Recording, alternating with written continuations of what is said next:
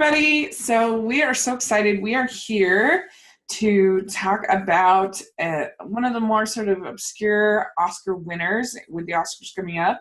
And my friend AJ is here to talk about the movie Marty. Hi, everybody. Yeah. This movie, obviously it won Best Picture, so you can't say it's like super obscure, but I would say it's one of the more obscure Best Picture winners. Would you agree? Yeah, I'd agree with that. I think it got a little more notoriety if anybody's seen. Actually, it's kind of another obscure Best Picture winner. The movie Quiz Show, they talk about it a lot because that was Ooh. like the answer that John Turturro's character takes a fall on during this game show scandal. But other than that, I don't think very many people remember this one. It's kind of Yeah. small. I think this because it's a smaller film. It really does feel like a very odd pick for Best Picture. It's a good movie, but it just doesn't feel like the kind of movie that typically wins Best Picture. Yeah, it's very like gritty seems like a weird word to use to describe it, like considering what the story is. Uh-huh. When you look at it, it feels like it was very low budget, and Yeah. then not in a bad way. Like you could tell that it was filmed like literally on the streets of New York and things like that. Like it feels Yeah. very guerrilla style filmmaking. Yeah, I mean it's kind of similar to Moonlight in that way that like both were these very small, very independent kind of films, and they feel that way. But yeah, this it's a really interesting movie. I like it, but it's I don't know, it's very different. Yes, it is. And I was looking at the other nominees that year. It was kind of a weird year uh, for I have not heard of any of the other nominees. They have because there's Marty, and then Love Is a Many Splendored Thing. I guess I've heard of that, Yeah, but I've heard of the song. yeah. Splendid. Then Mr. Roberts, which I've never heard of. I actually own that one. I actually like that movie a lot. Oh, But really? Yeah, I've yeah, never heard of it. Picnic, I've never heard of that. And something called the Rose Tattoo. Have you heard of that? I have heard of it. I have never seen it, but I think that might actually be another Burt Lancaster movie, which is interesting because he produced this movie that we're talking Mm. about. Hmm. Yeah, so it's sort of a weird year for the Academy Awards. The Yeah, it looks like the Rose Tattoo. Yeah, you're right. Burt Lancaster, Anna McNanny. Huh. I guess a Tennessee Williams play. Huh. Interesting. Go figure. Talking about why wasn't Rebel Without a Cause nominated and things like Oh, that. And it's like, the 7 Year yeah, Itch was that year. That could have. yeah, I'm Looking Lady and the Tramp. Yeah, Rebel Without a Cause. That's a great movie. Oklahoma. That's shocking that Oklahoma didn't get nominated for Best Picture. Guys and Dolls. Interesting. 20,000 Leagues Under the Sea. Huh. Oh well, what a weird year. So let's talk about this film Marty. So yeah, it came out in 1955, and this stars Ernest Borgnine, and it's his big role, and he would go on to be more of a character actor, and it's always interesting when you have those movies where the character actor gets to be the lead, you know. Uh, yeah.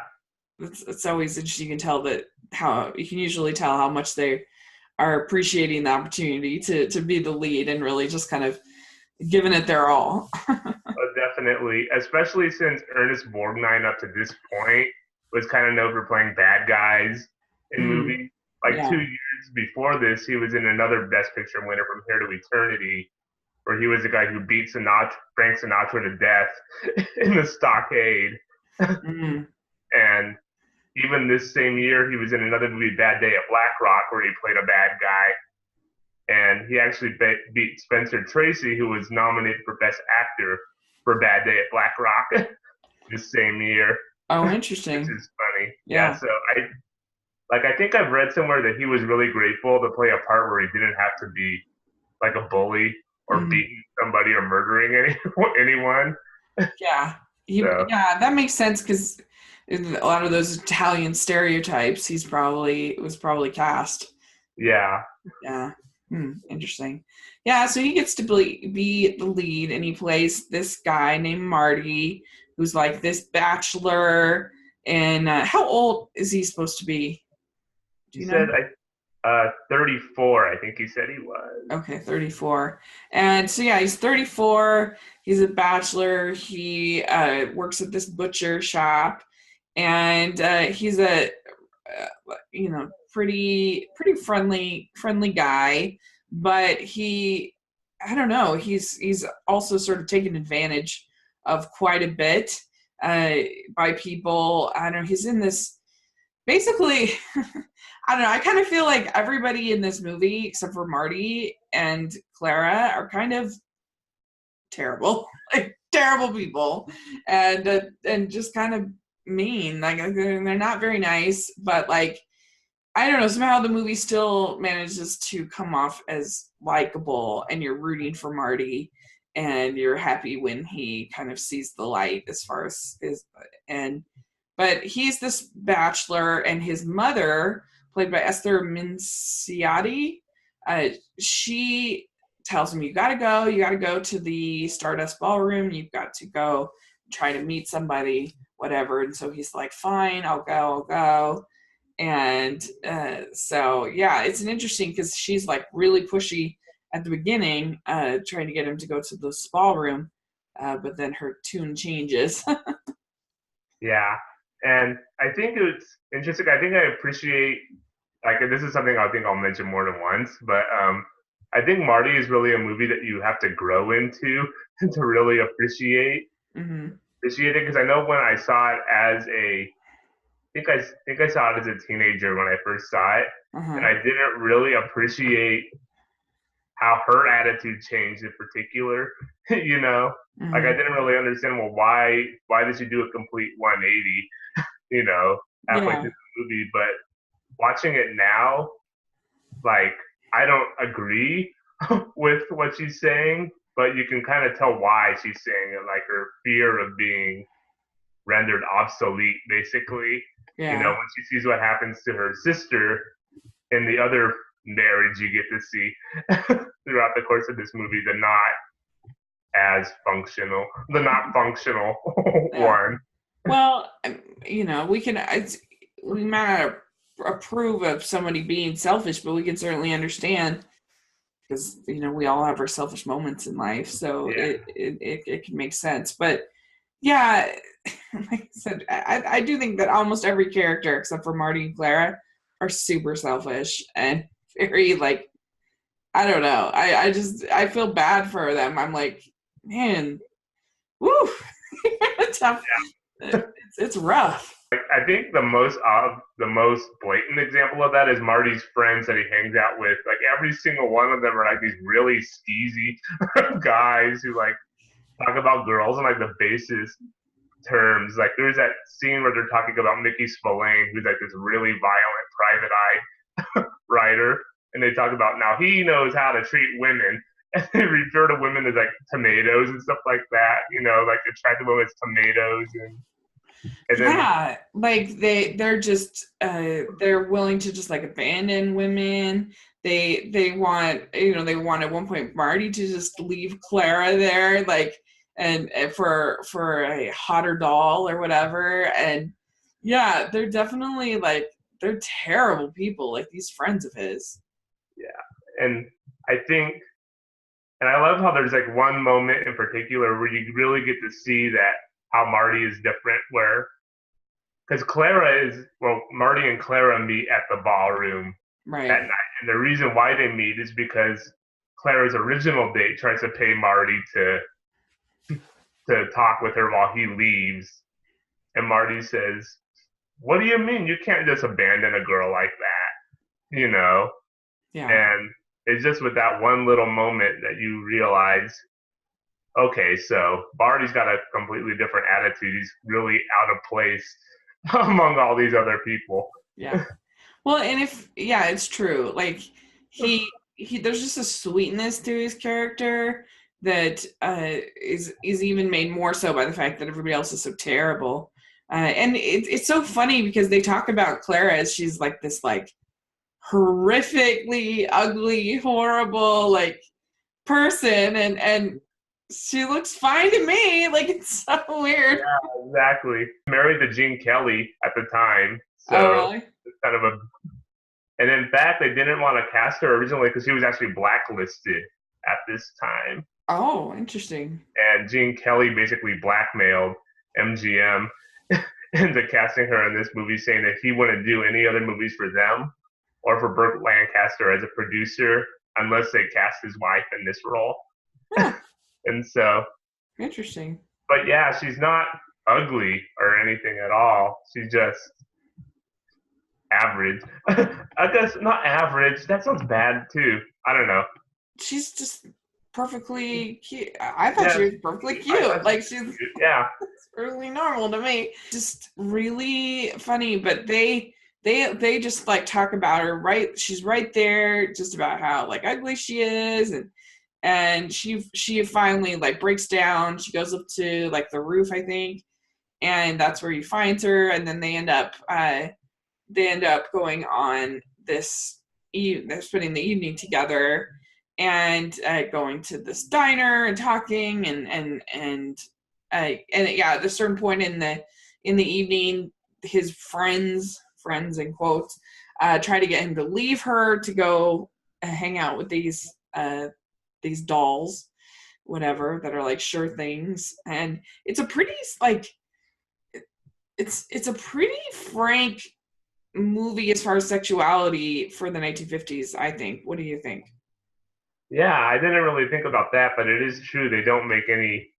They don't try to skate around what's going on in that Yeah. situation. And I think that's also the most telling moment when you see how other women look at Marty too. That moment where he comes into the cab where his friend, quote unquote, like you said, tries to introduce a woman in the back seat to Marty, and she just completely blows him off. Yeah. And it's like, and you can see that. I think that's a moment where you really see that Marty and Clara are in the same boat. Because Yeah. up to that point, like women don't really talk to Marty, but they're not like totally rude to him until that point. You realize, okay, yeah, these guys are having exactly the same. Marty and Clara are in exactly the same situation. Yeah. It's true. Well, but it's just sort of surprising, I guess, for a movie. You think 1950s, you think, you know, Leave It to Beaver and, you know, whatever, like really clean cut, really. And so, you know, the fact that it's just kind of like assumed that Marty would go and be with these, you know, women, like that if you didn't have this date with Clara, it's kind of an interesting thing. Yeah, and I wonder if that's why it was nominated for Best Picture, like because I think like Picnic is a movie I haven't seen, Hmm. but it's a movie I've heard of, and I basically know what it's about, and it's very frank in that way Mm. too.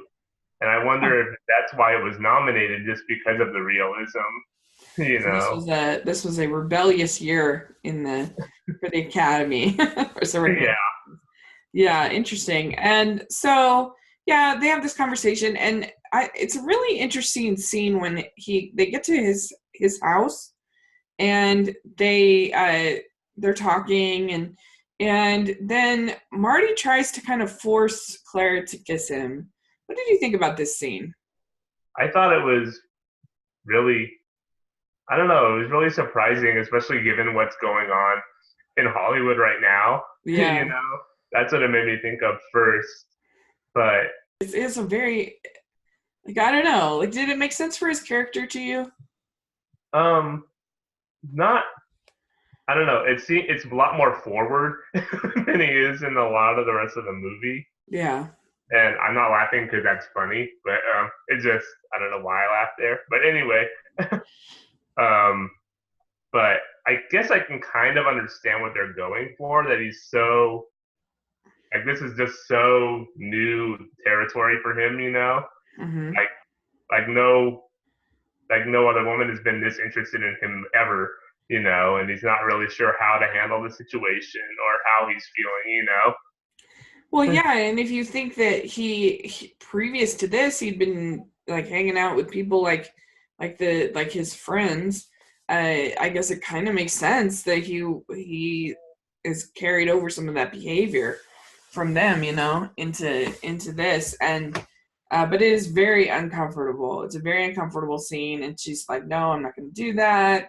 And anyway, and so then he kind of backs off and he sort of apologizes, and then they continue to talk, and she does finally kiss him, but not till later. But I don't know, it's interesting. And then his mom meets her, and she seems fine at that point with her and with Clara, and then he walks her home. I Or think. Oh, sorry. I was gonna say I think she's fine with Clara up until like up to a point, you know, where she starts talking about her sister, yeah, and we haven't really talked about the other couple in this movie that much, but right, Marty's mom has a sister who lives with her daughter-in-law, her son and her daughter-in-law, and yeah. their little baby, and that husband and wife couple want her to move out of the house because the wife is sick of hearing just says that she's sick of being told all the time how to raise her baby and things like I mean, that. And what did you think of this other couple? I thought they were really kind of grating, kind of annoying. You Agreed. I'm know? glad you said that because I was just like, oh my god, these people are terrible. These people are so selfish. They're so self-absorbed. Like they even within their own relationship, even dealing with the baby, it's all about them, them, them, them, them. And like they can't stop for a second to like help Marty or to think about what's best for Aunt Catherine. That I don't know, they're just super selfish, this couple. Yeah. And like the scene where I think you see that most is like the next day after this night that Marty spends with Clara, where he's what Marty wants to do is buy the butcher shop that he works at and kind of make it into a supermarket event. Mhm. Not a supermarket, but kind of and Yeah. with other merchants in the area to compete with the supermarket. And he wants his brother-in-law's advice about this. And all this time he's trying to ask his brother-in-law. All this couple can do is argue about what's going on with the husband's mom, Marty's mom's Yeah. sister. They can't just for like second not think about their own problems. Like there's such selfish characters, and yeah, it's interesting. So they end up inviting Aunt Catherine to live in there, to move in with them. In that conversation that Marty's mom has with Clara, she becomes afraid that that's going to happen to her as well. What's happening to her sister is Yeah, going to happen to them as well. Because Clara talks about, well, and I agree with Clara that a wife and a mom should have a life besides. Well, not besides, but she should well, not like. Clara. You mean it's not Clara who says that. Well, I mean, uh, Well, she says she doesn't really want to talk about it because she doesn't know the people oh, involved. right, right, you're right. But she says that she doesn't feel like a mom should feel worthless just because her children grow up and move on. You know. Well, but then Aunt Catherine's all like, "Oh, Marty's gonna try to get you to sell the house, and and then he comes in right then and is like, let's move into an apartment or whatever. Let's move out of this house." And so then she starts freaking out. But you do get this nice scene after he drops off Clara. It's probably one of the more iconic scenes of the movie. He's very excited. He's had a great night, and he punches the bus sign, And that and that's a cute scene. that is really cute. Yeah, That it's good. It's funny. Somebody pointed out to me once. It's like that must hurt like really bad. Yeah. Signs like full force like that. Yeah.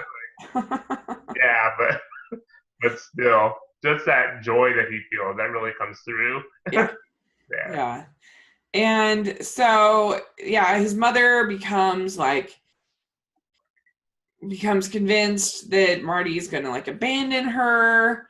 And then his friends show up, and his friends are like, "Why would you want to see this girl again? What's wrong with you?" And so he starts to get influenced by them, by all these people, by his mom, by his friends, and so he doesn't call Clara. And could you relate? Could you relate to that at all? Like what he's going through there? yeah, I really could. Just there was a girl that I liked in high school that all of my friends said, I don't know about her, you know, Yeah. and it kind of influenced me to stop pursuing it in a way, you know. Yeah, I don't relate to it as far as relationship, but it's easy to let other people sort of sway your opinions about a lot of different things. And Yeah, like I've had, even just a silly example, but I've had movies where I'll go to the movie and I'll be like, oh, I really like that. That was really good.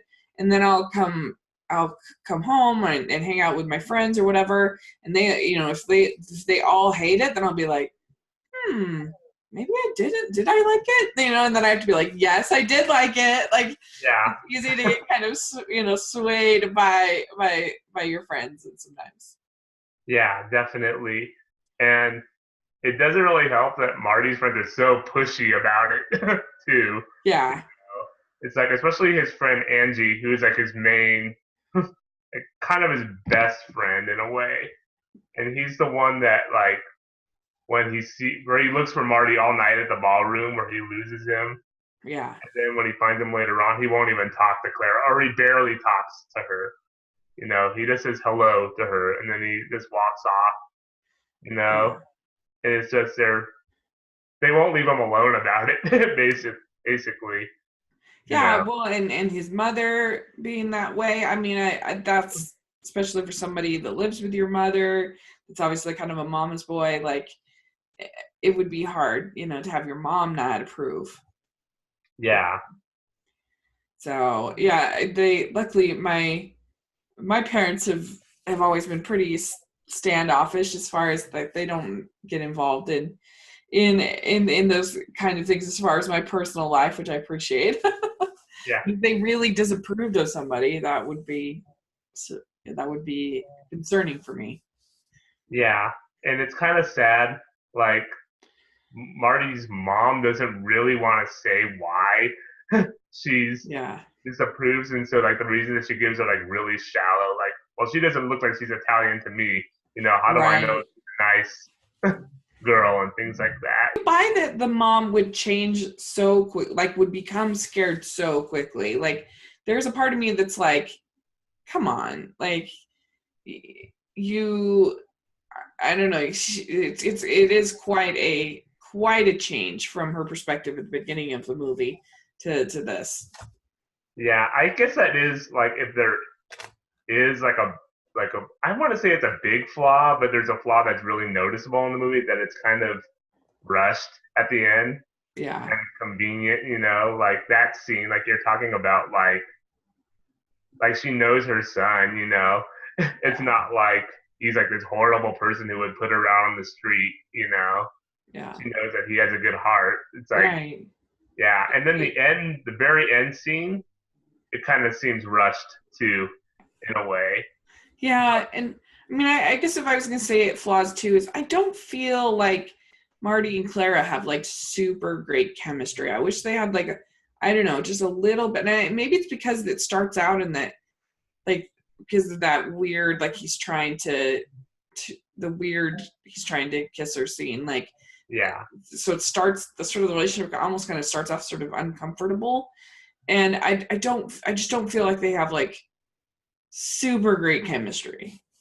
yeah, that's true. And I wonder if part of that is that because this was a TV production at first, like this was Okay. a TV play that Patty Chayefsky wrote, and then he adapted it to the screen later. And I wonder if he really, and like Patty Chayefsky is like a really awesome writer. I just want to clarify that. Like he Yeah. won, like he was the first like screenwriter to win 3 Academy Awards in screenwriting just for his solo credits, like not as a team Yeah. writer. But I kind of wonder if he didn't really entirely nail how to expand this out to a full movie length, you Mm, know? right. And so that I wonder if that's why it feels rushed and some parts kind of feel weird in that way, Yeah. you know? Yeah, I could see that. Yeah, there's just parts that just feel kind of uncomfortable, and I just think that that hurts the chemistry a little bit. And but anyway, Marty realizes that he should stop listening to all these other people, and that he likes this girl, and who cares what all these other people thinks, and then so he decides to call Clara, and uh, her parents, you see off and on. You've got the classic 1950s twin beds, which is kind of funny for a Yeah, married couple. that is funny. Waiting, she's kind of upset, and then he calls, and uh, you get this famous scene when Marty bursts out of kind of the tells his friends. He says, "You don't like her. My mother don't like her. She's a dog, and I'm a fat, ugly man. Well, all I know is I had a good time last night. I'm gonna have a good time tonight. If we have enough good times, I'm gonna get down on my knees and I'm gonna beg that girl to marry me. If we make a party on New Year's Eve, I got a date for that party. You don't like her? That's too bad." Yeah, and like it was funny. I actually watched that last scene at work, like on one of my breaks, and that scene actually made me want to cheer. I like that scene so much, but I had to hold myself back. And like you Yeah, could feel like, well, actually, let me go backward a second, and then I'll come back to what I was just gonna say. yeah, 'Cause, like earlier in the movie, Marty says that he'll call Claire like at 2:30 or after she gets out of mass uh-huh. on Sunday, and that scene where like the time has passed, but he hasn't called her yet. That scene is really hard to watch when you see how she feels. Right. Like you can tell that she's been crying, Yeah. and stuff. And but later on, when Marty finally snaps, I like how you can just see the kind of the rage building up inside of him because like all the time during this movie, like half the time he's talking to his friends, they're always talking about, well, what do you want to do tonight? I don't know. What do you want to do? Yeah. And eventually he says, like in this moment, he says, I must be some kind of an idiot to be standing here arguing about what, hanging out with you guys who don't know what they're doing in their life when I have this really awesome opportunity with this girl, and if you don't like her, if my mom don't like her, I don't care. Yeah, I think he's kind of speaking for the audience that we've been feeling all this time. Like, these people are jerks. These people are terrible. Like, why are you doing, like, you get away from these people. These people are terrible. Yeah, I would say this and the bus stop are the two most iconic parts of the movie. Yeah, definitely. So yeah, it's a very cute little movie, and it manages. I think just because Ernest Borgnine is so great, and because it has those nice moments, that it ends up still being a likable movie that you can watch. It it's a like I said, it's a weird movie just because everybody except for the lead couple are just such jerks. It's a kind of a strange movie in that way. It has some awkward scenes. It doesn't 100% work, but it's still like I would say still a good film. I enjoyed it. Enjoyed watching it. Yeah, yeah, it is. Need to relate to because like I said, I think that we're all sort of influenced by our friends and family and things more than we'd like to. I think anybody can kind of relate to the story. So yeah. Exactly. That's what I was going to say, actually. And I think it's just because it's a different kind of love story than we usually see in movies. I Yeah. think that's a big part of it, too. Because usually love stories in movies like either take place like in these exotic locations, like New York or like in the American West on a ranch somewhere or something like that. And or they're between like these really attractive movie star people, you know. And in Yeah. Marty, it's between these two working class people in the middle of the Bronx, which is not a very glamorous place, as you can see. Yeah. It's a very slice of life movie in a time where there weren't a lot of slice of life movies at that time, or if there were, they weren't about romances. Like On the Waterfront or something like that is not a romantic movie that way. Mm. Yeah, you're right. It's just kind of untidy and feels it is does feel sort of like a slice of life kind of movie. And uh it's just it has such, I think what helps a lot is Ernest Borgnine's just performance, and that helps sort of elevate it above what it might otherwise be. Yeah, and I just feel like Ernest Borgnine just has a very friendly face Mhm. when you look at him. It's kind of Yeah. weird that he thinks that he made such a big career out of being a bad guy at the beginning of his career, because you just look at him and he's always got this big grin on his face and all his Mhm. publicity photos and stuff, and you can tell why he kind of made a bigger career for himself later, like on TV and sitcoms and stuff like that. Yeah. Stuff. Yeah, I mean it's true too that like it's a, so often we see in something like West Side Story or whatever where like they just like fall in love immediately and have this incredible experience, and I love that movie. But yeah, this is just like less tidy, and so I think you can relate to it in a way, and so it's a fun, interesting movie despite Yeah, having some flaws as far as, yeah, I mean, it would have been nice, I think, for him to have one friend to talk to. You know what I mean? Like, because usually in romantic comedies, there's the best friend who's kind of there to sort of, and I don't know if I describe this as a romantic comedy, but there's usually somebody that's like sort of their sounding board, and there's somebody they can talk to, kind of a thing. That might yeah. have been nice, I think, for the movie. Yeah, I think so. That's one part of the movie that I don't think is super realistic. That everybody Yeah, disapproves of this relationship. probably give it like, I don't know, something like a B, a B or B plus, something in that lines. I like it. It's good. It's Yeah, I my favorite, but I like it. yeah, I'd agree with that.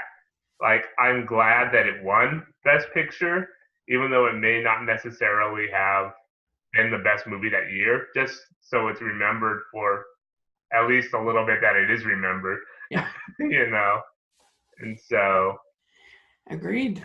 I'm glad that Agreed. it's around to that point. But I would, because I usually use like a star system, I'd probably give it like 3.5 or 4. Yeah, You kind of. So know? basically the same. We're kind of in the Yeah. same place on it. So cool. All right. Well, yeah, this was fun to talk about. You guys should definitely check out Marty if you haven't seen it. Give it a watch, and uh, and thanks for joining me to talk about this movie. I appreciate Yeah. it. Thank you for letting me come. Yeah. So where can people find you? So I have a blog on WordPress called the Vintage Vestibule. That's at vintagevestibule.wordpress.com.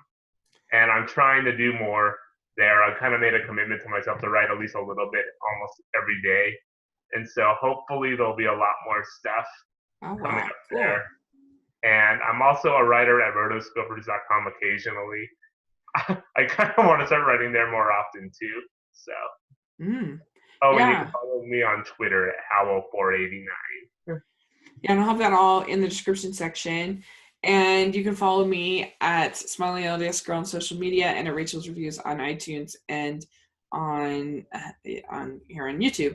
And also I have the Hallmarkies podcast, and we had like an epic week with the Hallmarkies podcast this week. We had 2 interviews and we did 2 podcasts. So it was very intense, but it was great, and I'm really proud of what we put out. We got to interview Jen Lilly, who's a soap opera / Hallmark star, and it was so much fun. She's amazing, and so definitely you guys should check that out if you haven't.